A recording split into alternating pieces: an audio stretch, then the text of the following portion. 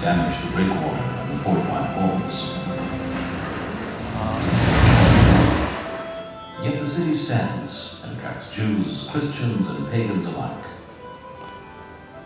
A Jewish community develops in Caesarea and becomes one of the most dominant in the land. Its centers of education and knowledge draw numerous scholars. Many entertainment venues are established in Caesarea. Theater plays and horse races draw huge audiences.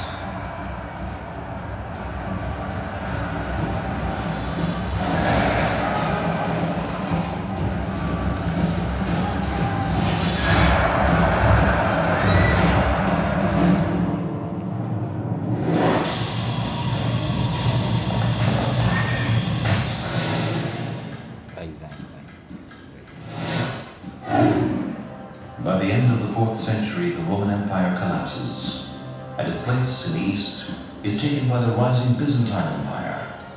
This is a new era for Caesarea. Better fortified walls are built to surround it. The gladiators' games are banned, but chariot races continue to entertain the citizens and their guests. Prosperity is everywhere. The markets are abundant with fine olive oil and wines, and trade is flourishing.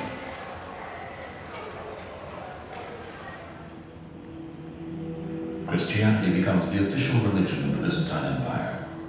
The temple of the goddess Roma and Augustus Caesar is torn down to build in its place an amazing octagonal church. The city's wealth is clearly evident in the richly designed and decorated church. Alas, man-made work cannot survive the forces of nature for long. Severe earthquakes continue to hit Caesarea.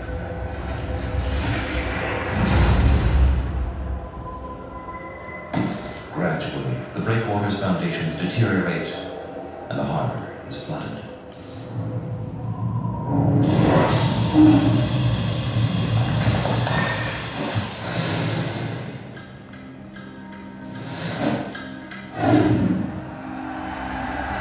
In the 7th century, after many battles and a 7-month siege, Byzantine Caesarea, which was one of the most prosperous and fortified cities in the land, falls to the Muslim hands.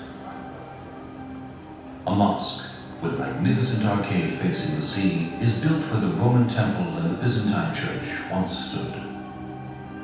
When the city's great harbor finally yields to earthquakes and storms, Caesarea becomes a sleepy town and its ruins turn into marble quarries.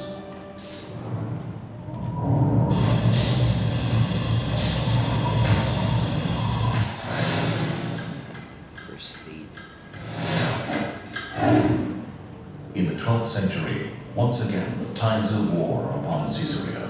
European crusaders invade the land, hoping to conquer the Christian holy cities. From the struggle of war, Caesarea emerges to be rebuilt. A new quay is built in the harbor, and impressive crusader walls surround the reviving city. For 200 years, the wars between Muslims and crusaders have shattered the Holy Land. It is the year 1265. An immense and powerful Muslim army is approaching Caesarea's walls, led by the Mamluk Sultan, Baybars.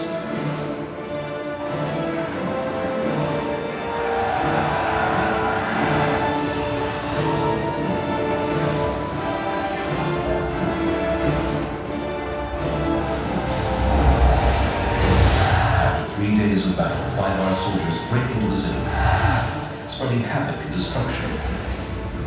For the first time since its foundation, Caesarea is thoroughly demolished. Sultan Baybars does not rest until he razes Caesarea, wishing to wipe it from the face of the earth.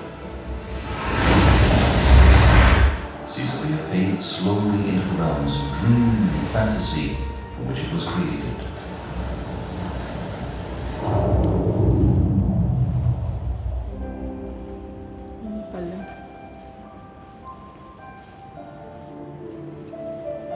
But the legend of Caesarea does not end here. As it was created by the vision of Herod the Great, modern Caesarea has been revived by the vision of a single man, Baron Edmund Benjamin de Rothschild.